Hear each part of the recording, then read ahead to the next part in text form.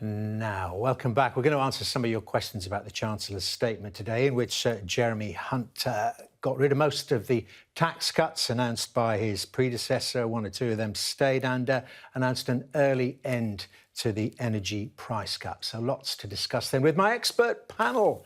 Joining me is Greg Marsh, founder and CEO of the cost of living tool Nous. We've got Jeevan Sander, head of economics at the New Economics Foundation think tank, and alongside him, Sue Hayward, consumer affairs and personal finance expert. So we've got all the bases covered, I hope, because we've got an awful lot of questions coming in from our viewers and listeners, covering a wide range of topics. And we're going to jump straight in with our first question. It's about mortgage rates, which, of course, is worrying so many people, thousands of people, tens of thousands. It comes from Laura, and Laura says, the broad point, what impact will these reversals have on mortgage rates?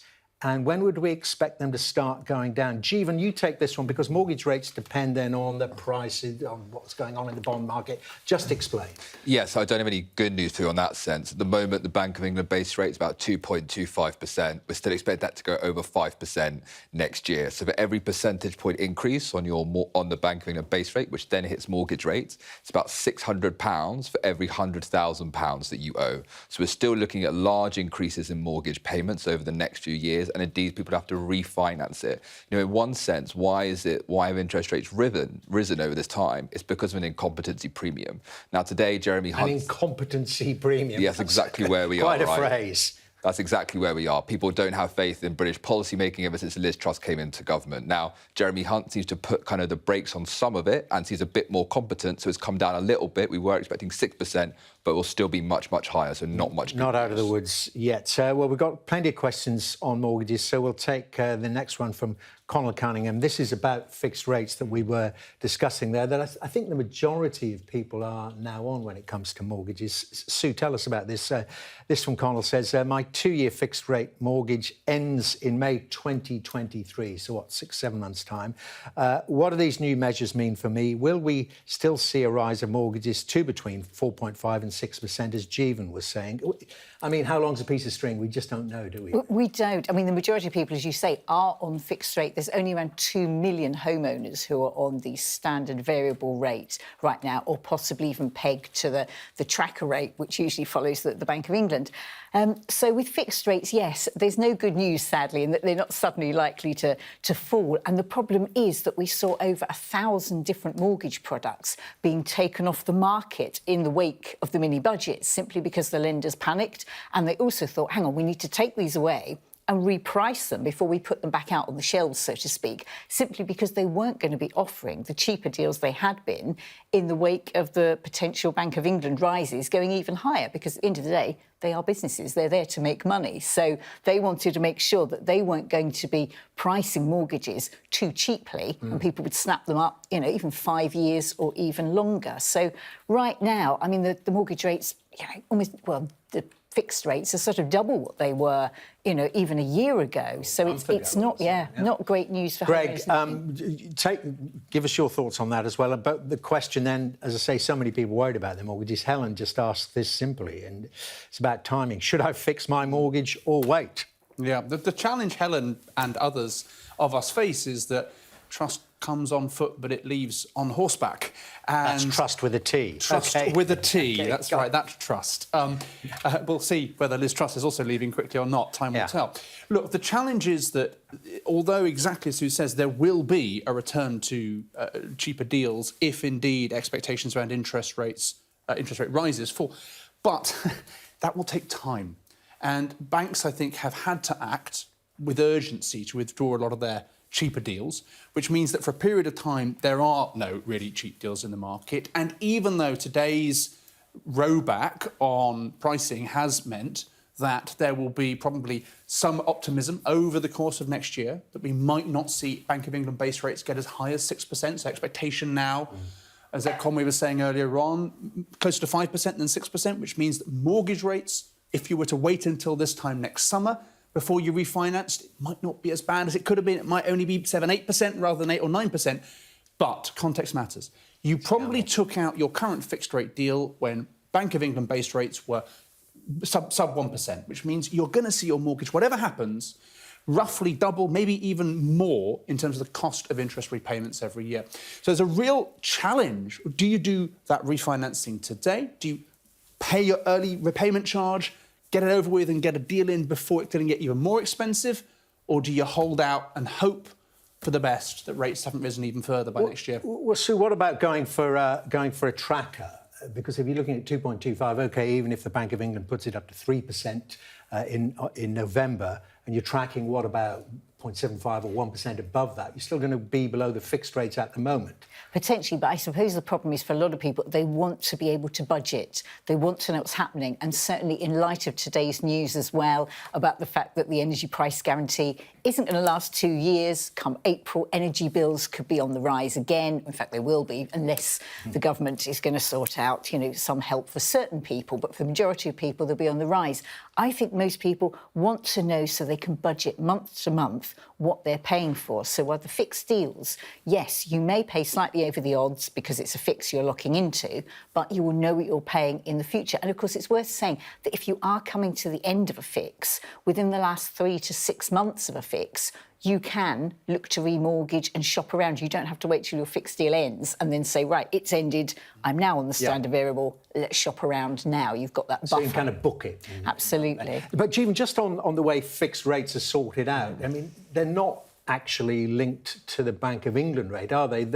Those lenders are getting that money in the market. So it's those gilt rates that matter, the bonds. It does indeed. And look, as we've seen, those have, of course, risen at the other end, if you like, and they are rising faster and higher than the bank rate. But the reason why gilts are rising in the forward, so like the 10-year and the 30-year, is because they're expecting higher interest rates from the bank in the future, and that's because they're expecting higher inflation after the mini-budget, on top of that incompetency premium. So all of those things come together to mean that actually it's just going to cost families and households hundreds of pounds compared to where we were when that budget was released, I think, 4 weeks ago. And that's mortgages. Now let's get on to energy bills. There's so much of an assault on so many fronts on household budgets.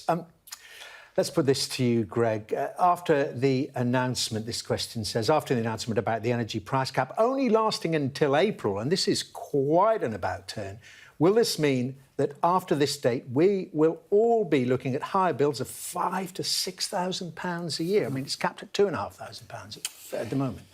Yeah, I was really struck by something that Jeremy Hunt said today in his statement. He said, it would not be responsible, I quote, to continue exposing public finances to unlimited volatility in international gas prices. So, by withdrawing, at least as things stand, unless there's a change of policy, by withdrawing that fixed rate that we all had going for us after April, the public finances aren't going to be exposed to that uncertainty. But that means that our private finances will be exposed to that uncertainty. And none of us know. One of the leading energy consulting firms earlier this afternoon said that they thought that a typical household would see their energy prices probably increase to something like £4,500 after April next year, which would effectively be about another £150 a month for a typical household. It could be as good as that, or it could, as the question asks, be a lot worse than that. The crucial factor here is the much higher level of uncertainty that we're all now having to operate under as households, as well as a country. And that uncertainty, I think, really is causing people a lot of anxiety as individual households. Definitely is. It's really hard to budget under that level of uncertainty. Sue, but one imagines that it wouldn't just scrap that cap altogether. It will become more targeted. Under the current scheme, I mean, it really is a blunderbuss. There are households who can afford it. It's going to be unpleasant, but there are households who can afford to pay the higher prices who are still getting the support. Absolutely, and this is where they had to go in with something. And I think the problem is with any of this support, if they've got to do it in a hurry, which they seem to want to do, rush something out, they then did a sort of generic, one-size-fits-all, rather than targeting support, for example, the way the cost of living payment, the 650 payment, targeted to certain people. With this, it was just quick. Let's roll it out, and that was the quickest, easiest way for them to do it at the time, one would imagine, which is why now they're thinking, that's going to cost us an awful lot of money. What are we now going to do about it? But, of course, the problem is people now dependent, thinking we were going to get 2 years on a price cap or guarantee, may have even been the process of thinking, well, if we move house, We may have a slightly bigger house, but we can afford the bills because, if we monitor the heating, although obviously it wasn't the price, the bills weren't fixed, it was the price or the cap on the energy unit, but it's still in general, you had an idea what your bills might be. So people may have taken all sorts of other routes now, thinking they were going to be protected by this, and they're not. And we should also remember as well that a clear failure here was the fact there was no plan as to what was going to happen when the energy price freeze ends. We thought gas prices were going to be high. We don't know what they're going to be in the future. There's a reason why we at the New Economics Foundation have called for a Great Homes Upgrade, retrofit every single home, insulate them and ensure more renewable sources. But actually there was no plan at all in this energy price freeze when it came out. We don't know what gas prices are going to be. What we do know is we are dependent on them right now. So we should have been planning for the future, and this government has not done that at all. But, Jeevan, could the government get lucky and could gas prices perhaps not go as high as forecast? And, of course, we know that the cap does bring down the rate of inflation. Yeah, that's a gamble that households are going to pay for and not this government, right? Absolutely. You should absolutely hope for the best, but you prepare for the worst. That's a responsible thing to do and what a responsible government would have done when they had their first budget and their energy price freeze. Greg, we've just got a follow-up to that. I think just time for it before we go to a break from Lee. And this is the question we touched on. How are the government going to choose who to help in April with energy bills? My wife and I both work full-time and still won't be able to afford more. And I suppose that's exposing the thought that then perhaps the help might be targeted at people on benefits and exceptionally low pay. Well, we saw from the previous but one Chancellor, Rishi Sunak, previous but two Chancellors, sorry, I'm losing count. We saw in his April statement exactly that, targeted support, clearly some support for everybody, but targeted support for those on lower incomes and those in particularly tough spots. And I wonder whether that's not a pattern for what we're going to see under, let's call it, the return to orthodoxy under Jeremy Hunt. We just don't know yet, and I suspect neither does the Treasury, because they're going to take their time to figure it out, and they're going to do so. And what we do know, as they've said very clearly today, as Hunt said very clearly this morning, is they're going to do so with a specific view as to the affordability of any scheme. So I think we've got to understand that there'll hopefully be some humanity in that proposal, but also a lot of prudence. It's also worth noting it's not only households, middle or higher income, or indeed lower income households, who are facing a period of extremely high uncertainty.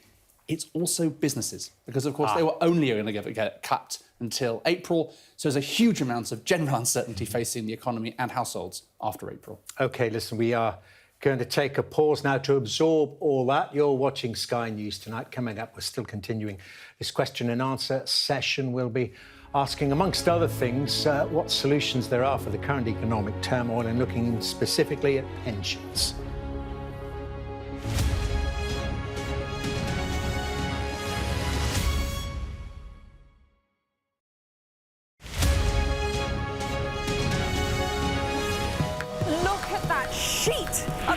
And it's moving this way. And over there is Dover. We track the changes happening to our world right now. I think it's a procession of the Taliban. There they are, right here. Would you, as Prime Minister, be able to look them in the face? Let's have a look at both of those two things. I just want to say thank you for having the courage to speak to us. We do genuinely believe in what we do, to show the truth. I thought there was an astonishing story there.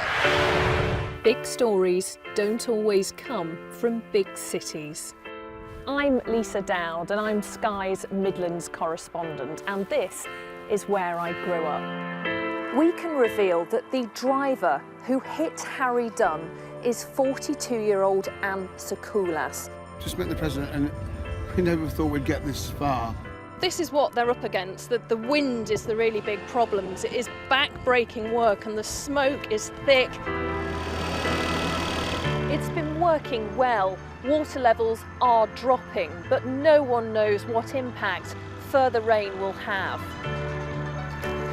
What would you do if this place wasn't open? We take you to the heart of the stories that shape our world. It's really scary. We're terrified. In this community, I'm told that everybody knows someone affected by COVID. Hopefully this will be the last wave. I never knew they would make it. It's amazing. Change seems tantalisingly close in this corner of the UK.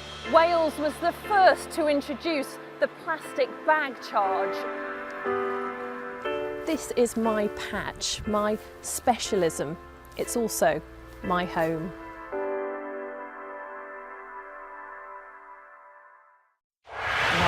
9 p.m. is the time for debate. Fix the taxes. Time for discussions. Net zero means... Time for answers. The evidence is there. Time to join the conversation. I really hated it. To try and make sense of issues that affect you. 9 p.m. 9 p.m. 9 p.m. Is the soundtrack to your weeknights on Sky News. 9 p.m.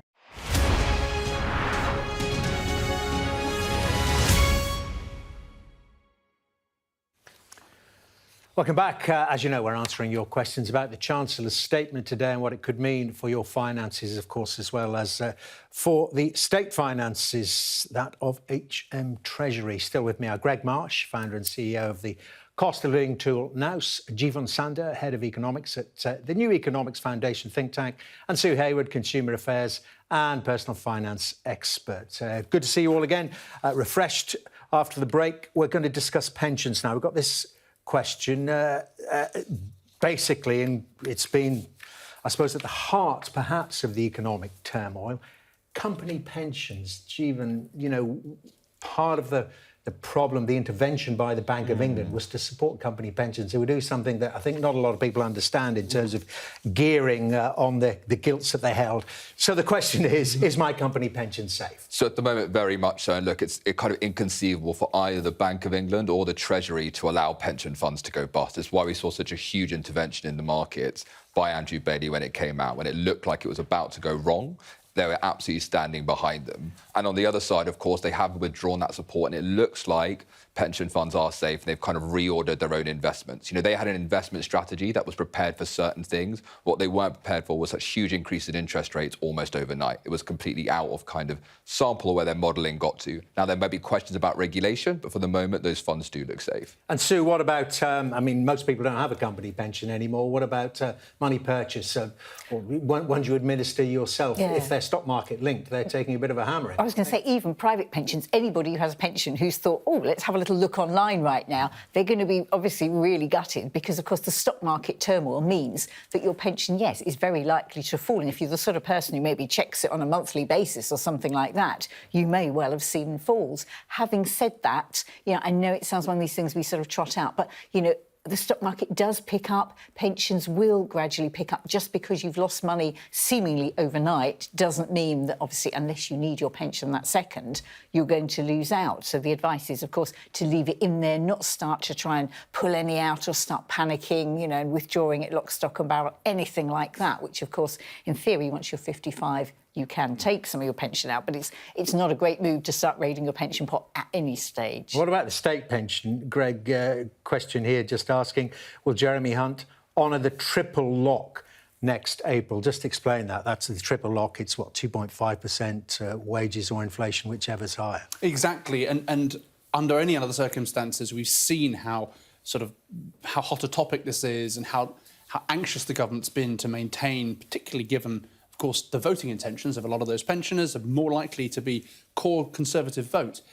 I'd say if I were a betting man, I'm less phlegmatic, I'm less confident about the government's willingness to stand behind that lock right now than I would have been before. Well, Jeremy Hunt seemed to indicate today that he might look at it. Well, look, I mean, we've seen a government very visibly over the last 24 hours and the last few days, under threat from the markets, demonstrate it. When the circumstances change, when the market's demand change, it will adapt. So I would not be complacent about that. And I think that ultimately the government will do what it has to do. And it's not only pensions we should have in mind, it's also this long-standing commitment there has been to raise benefits in line with... That's our next question from Tracy. Let me just put it to you. Will benefits be increased in line with the cost of living? A hot debate at the moment because the decision's coming very soon, isn't it? Is it going to be inflation, cost of living, or wages? Of course, the increase in wages is lower.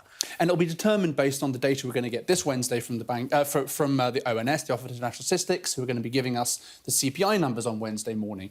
It's a big question, and although the absolute amounts don't sound like they're enormous, for a household that depends on universal credit or other state support, it's a big deal. The difference between a 5.5% rise and a probably roughly 10% rise in those universal credit sums could be the difference anywhere between 15, 40, 45 pounds, depending on the family's circumstances, a month. It's a huge amount. It's a huge amount of money, and we don't know where the government's going to land. Any thoughts on that? Which way do you think the government will go on that?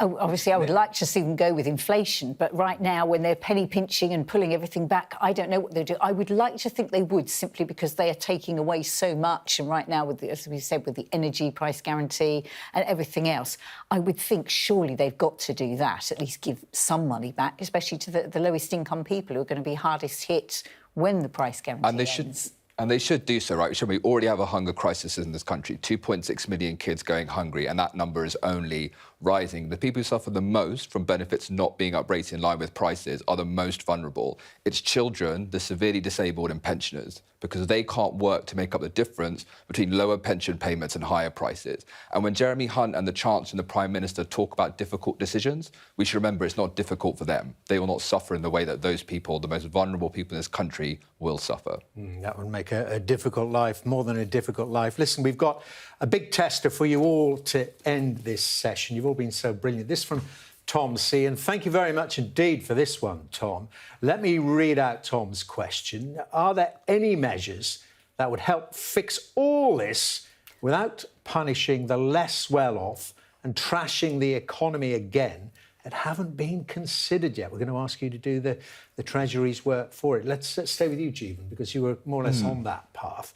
You've got to fix all this in two minutes without punishing the less well-off. Well, look, the key here, first and foremost, is absolutely put money into the families' pockets who are struggling, because they spend it down the shops, they don't save it in their bank accounts. Not spook the bond market. And at the moment, we should remember the turmoil we're seeing is not about financing, it's about the fact that they have this incompetency premium. You know, we spent £400 billion during COVID. There was no bond market meltdown because it isn't a financing issue. This is we don't know how competent the government is, or rather, we know they're incompetent. That's where they are. Secondly, you invest in people and places, and finally have a plan to get energy bills down. What you definitely don't do is repeat the same failed playbook we've seen for a decade, public spending cuts. That's made us poorer and also less safe and less healthy. Competency and a plan. Sue, very quickly, if you can. What I would like to see when I'm thinking of household budgets is that they actually make a rule that the lenders have to be tolerant and offer you mortgage payment holidays in the same way they introduced them during the pandemic. There was an onus on lenders to actually do that, rather than you have to go kind of begging cap in hand to your lender and say, please, can I do it? And it's at their discretion. If they made a rule, like Rishi Sunak did once before, and said, look, they have to do this for a limited time, you can apply for it, I think that would help ease the finances of a lot of people. Yes, you've got to pay the money back. Yes, you pay it with interest, but it would just temporarily ease the budgets and finances of a lot of people in this country. What about windfall tax on those lenders? They're making a lot of money as interest rates go up. Certainly they are. You know, it's one of those things. But I just think at the end of the day, you know, lenders make their own decisions sometimes when it comes to who they give the payment holidays to. Greg, last thoughts on this, the big question. Fix it all without punishing the less well-off. There's no silver bullets in life. There's only lead bullets. I would like to see a government go far tougher on companies who are ratcheting up their prices ahead of even CPI inflation levels, the broadband companies, the mobile phone providers. I think there's a lot of very cheeky behaviour going on there, and I think a really firm line from the government would put some pounds back into people's pockets. I think there is an argument for a windfall tax. But look, households, especially those affected by today's announcement, the advice is very simple, right? Control the things you can control. There's lots of stuff you can't control right now. There's lots of uncertainty. Make a provision today. Saving is the new spending. Make sure you've got something squirreled away if you can, because goodness, we're going to need it in April. Thank you all very, very much indeed. We're out of time. Greg Marsh, Jeevan Sander, Sue Hayward, very good seeing and hearing from you. Some great advice there. You're watching Sky News Tonight. Coming up in the next hour at 8 o'clock, we'll have much more on the Chancellor's statement today. Plus, we'll be getting reaction from a Conservative MP.